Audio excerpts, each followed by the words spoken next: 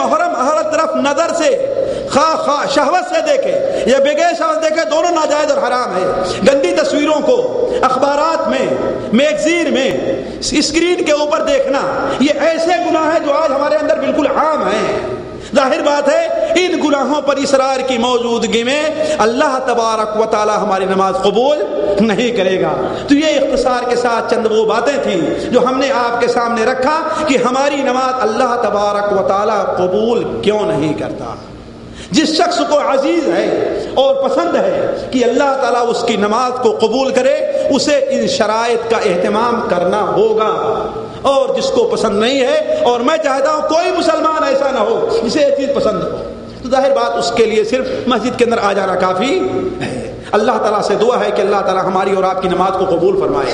اللہ تبارک تعالیٰ ہمارا اور آپ کا یہاں پر اکٹھا ہونا قبول کرے۔ یہاں جمع ہونے کی برکت سے اللہ تعالیٰ ہمارے اور آپ کے گناہوں کو معاف کر دے۔ سبحانک اللہم و بحمدک، اشہد ان لا الہ الا انت، استغفرک و اتوب الیک۔ دو سوال آئے ہیں۔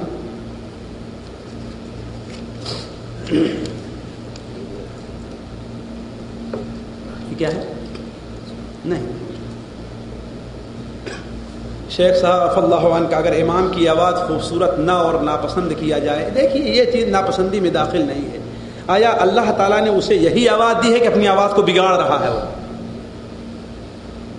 اگر اللہ نے اسے یہی آواز دی ہے اور وہ نماز پڑھا رہا ہے اور زبردستی آ کر کے بیٹھ بھی نہیں گیا ہے، زبردستی آ کر کے، اس سے مناسب آدمی وہاں پر کوئی نہیں ہے، یا کوئی دوسرا نہیں تھا اور لوگوں نے اسے امام وہاں پر بنا دیا ہے، بشرطے کہ قرآن مجید کو صحیح طور پر پڑھ رہا ہو۔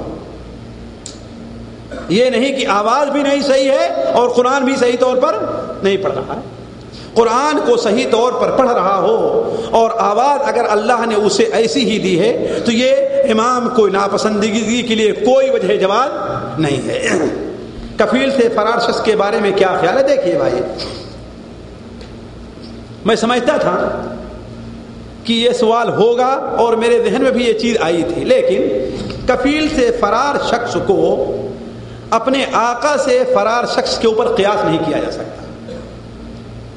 اس نے غلطی کی ہے جو بھاگا ہے، اس لیے کفیل کے ساتھ جو ایگریمنٹ ہے اسے پورا کرنا چاہیے۔ وَأَوْفُوا بِالْعَهْدِ إِنَّ الْعَهْدَ كَانَ مَسْئُولًا۔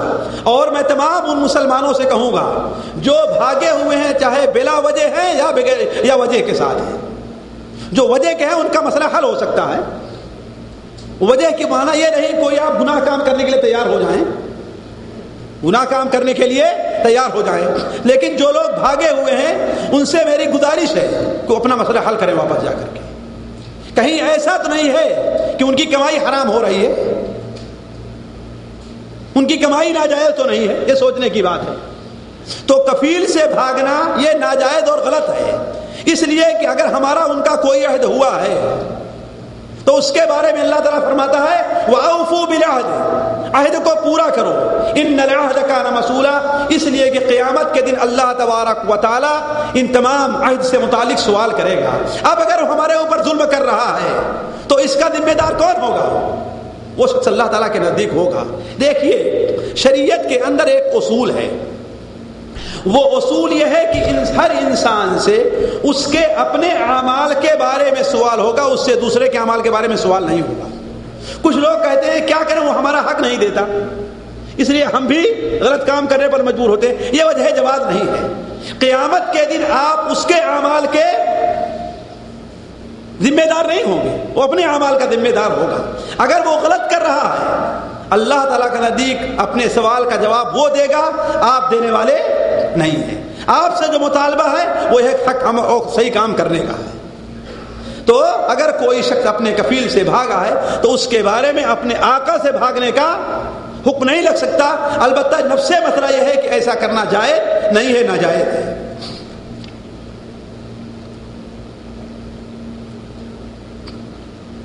میرے بھائی حال ہی میں ہندوستان سے آئے ہوئے تھے، جب ہم فجر کی نماز کے لیے گئے تو جماعت شروع ہو چکی تھی۔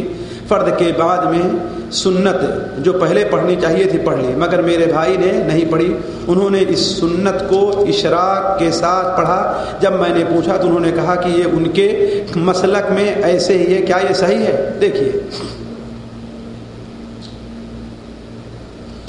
فجر کی سنت اگر رہ جائے تو اس کی حدیث کے اندر 2 صورت ملتی ہے.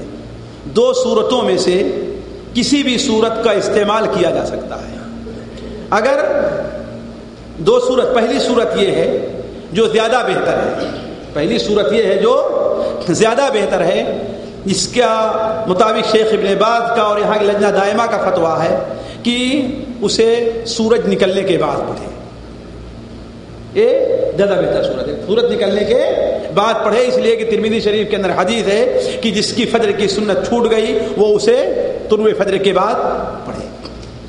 دوسری صورت یہ ہے جو حدیث سے جواز کا پتہ چلتا ہے، اس میں کوئی شبہ نہیں ہے، وہ یہ ہے کہ فجر کے فوراً بعد پڑھ لے. فجر کے فوراً بعد پڑھ لے. جیسا کہ اللہ کے رسول صلی اللہ علیہ وسلم زمانے میں آپ نماز سے فارغ ہوئے تو آپ نے دیکھا کہ ایک شخص نماز پڑھ رہا ہے، تو آپ نے پوچھا یہ کون سی نماز ہے؟ تو اس نے کہا اے اللہ کے رسول صلی اللہ علیہ وسلم یہ میری فجر سے پہلے کی سنت چھوٹ گئی تو اسے میں پڑھ رہا ہوں. تو آپ خاموش رہے، آپ خاموش رہے. تو معلوم یہ ہوا کہ یہ دونوں طریقہ جائز ہے، فجر کے فوراً بعد بھی پڑھ سکتا ہے اور سورج نکلنے کے بعد بھی. تو آپ دونوں آدمی جو کہے کہ یہ دونوں کا طریقہ کیا ہے، صحیح ہے. لیکن یہ ہے کہ اسے یہ نہیں کہنا چاہیے کہ ہاں بھائی یہ ہمارے مسلک میں ہے. مسلک کی کیا پابندی؟ یہ کہیے کہ حدیث شریف میں ایسا بھی آیا ہے، حدیث شریف میں ایسا بھی آیا ہے. ان مسلکوں کی پابندی اور اس چار دیواری کے اندر گھر جانے سے کتنی سنتیں لوگوں کے سے چھوٹ گئی ہیں، اور کتنے لوگ ہیں جو بلا وجہ اگر اپنے مسلک کے اندر کوئی بات سنت کے خلاف بھی ہے تو اسی کے اوپر اڑے ہوئے ہیں.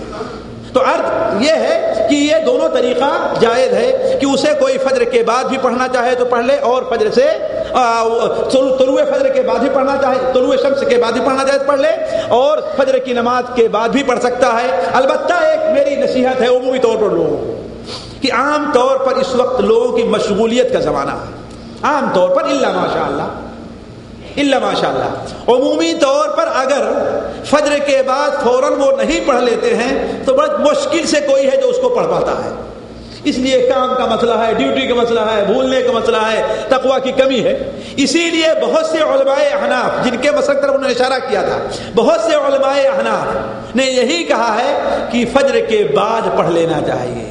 ہندوستان کے 2 عالم کا مجھے نام یاد ہے، مولانا عبد الشکور صاحب لکھنوی اور مولانا عبد الحی لکھنوی رحمہ اللہ، ان دونوں نے کہا ہے فجر کے بعد پڑھ لینا چاہیے. کیوں؟ اس لیے کہ اگر یہ کہا جائے فجر کے بعد نہ پڑھو تو عمومی طور پر لوگ اس سنت کو چھوڑ دیں گے، جبکہ یہ سنت بڑی اہمیت کی حامل ہے. اللہ کے رسول صلی اللہ علیہ وسلم سفر کے اندر اور حضر میں کبھی بھی اس سنت کو چھوڑا نہیں کرتے تھے. اس لیے نصیحت میری بھائیوں کو یہی ہے کہ وہ فجر